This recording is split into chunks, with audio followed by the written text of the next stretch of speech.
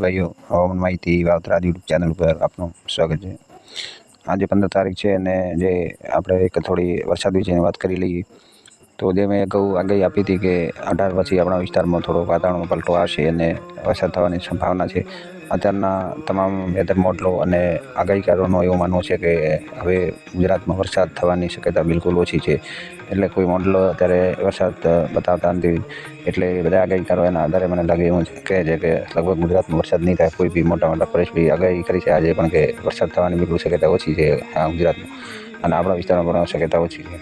એટલે આજે હું તમને કહું કે આપણા વિસ્તારમાં 50% સંભાવના છે વરસાદ થવાની 18 તારીખ પછી, એટલે કે 19નો કે 20નો એક આ 3 દિવસમાં થોડા ઘણો વરસાદ તો થવાની અત્યારે શક્યતા દેખાય છે. પછી અત્યારે આપણે થોડું હવામાન પણ ચેન્જ થયું છે કે જ્યારે વરસાદ આવવાનો ત્યારે સવારના ટાઈમમાં ઝાકળ કહેવાય છે અને આપણી ભાષામાં ઠાર કહીએ છીએ. ઠારનું પ્રમાણ પણ વધ્યું છે.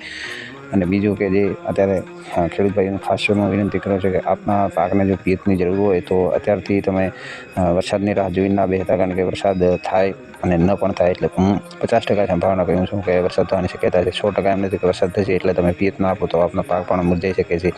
એટલે જરૂર એમ પિયત પણ આપી શકો છો, જે જરૂર મુજબ વાળું પિયત પણ આપી શકો છો. જો વરસાદ થાય તો સારામાં સારું છે, કારણ કે આટલા લાંબા ગાળામાં પિયત કરવું ચોમાસું પાકમાં એક સહેલાઈની વાત નથી. એટલે આને મોટું પિયત આપવું પડે અને તમામે વાવણી કરેલ છે. પાછો તો વરસાદ હતો આપણા વિસ્તારમાં, અત્યારે વરસાદ ન થાય તો આપણા વિસ્તારમાં લગભગ મારા અંદાજ પ્રમાણે 25% પણ વરસ ના કહેવાય, કારણ કે અત્યારે પૂરી વરસાદની હવે જરૂર છે ખેડૂત ભાઈઓ.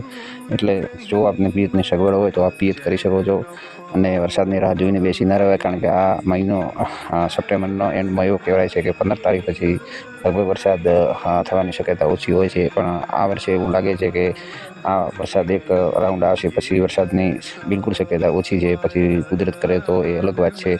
હું કાયમી કહું છું કે કુદરતને જો વરસાદ કરવો હોય તો કોઈની હાથની વાત નથી. એની મરજી હોય તો ગમે ત્યારે વરસાદ થઈ શકે છે. કોઈ સિસ્ટમ હોય કે ના હોય, કોઈ વાદળા ગમે ત્યારે બંધાઈને વરસાદ થઈ જાય છે. એટલે સિસ્ટમથી વરસાદ થતો હોય એવું પણ નથી કે સિસ્ટમ આવે તો જ વરસાદ થાય. સિસ્ટમ વિના પણ એ વાદળા, ગરમી અને બાફનું પ્રમાણ વધે તો ગમે ત્યાં વરસાદ થઈ શકે છે. એકદમ કોઈ સિસ્ટમથી વરસાદ થાય એવું નથી. વરસાદ સિસ્ટમ હશે તો જ આવશે તો જ થશે.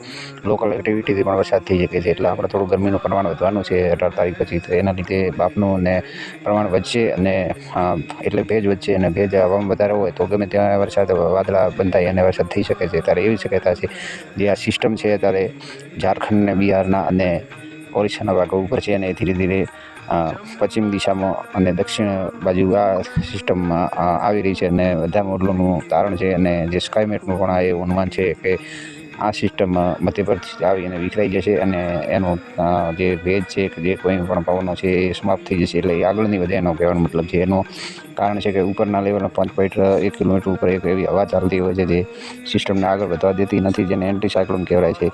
એ હવા ઉપરના લેવલમાં હોય છે, જમીન ઉપર ના હોય, પણ એ આ સિસ્ટમને પછી આગળ ન વધવા જાય અને ધક્કો મારે એટલે એ સૂકી હવાઓ કહેવાય. અને એ હવાના લીધે આ સિસ્ટમ આગળ વધતી નથી. એટલે વરસાદ આગળ આપણા ગુજરાતમાં સિસ્ટમ આવવાની નથી, પણ લગભગ દક્ષિણ પૂર્વી રાજસ્થાન સુધી આ સિસ્ટમની તો અસર થવાની છે.